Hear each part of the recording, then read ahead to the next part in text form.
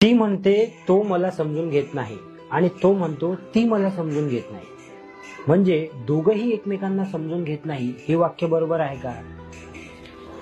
इथे अडचण फक्त एकच आहे, ती म्हणजे की अनरिअलिस्टिक अपेक्षा, खूप जास्त केलेल्या अपेक्षा. आणि ह्या अपेक्षाचा भंग जेव्हा होतो तेव्हा असं वाटते की ती मला समजून घेत नाही, तो मला समजून घेत नाही.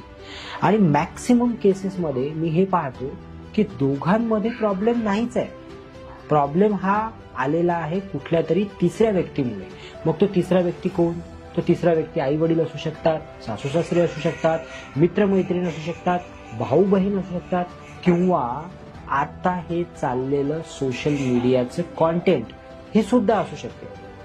आपल्याला 10 लोक असे भेटतील की जे हे सांगतील की तुझा पार्टनर कसा चुकीचा आहे, तुझी पत्नी कशी चुकीची आहे. पण कोणी आपल्याला 2 लोक असे सापडत नाही की जे त्यांना सपोर्ट करतील, जे असं म्हणतील की नाही तो चांगला आहे, नाही ती चांगली आहे. जेव्हा असे लोक आपल्या आसपास फिरायला लागतील किंवा असे लोक आपल्या कॉन्टॅक्ट मध्ये येतील तेव्हा कदाचित हा प्रॉब्लेम थोडा कमी होऊ शकतो.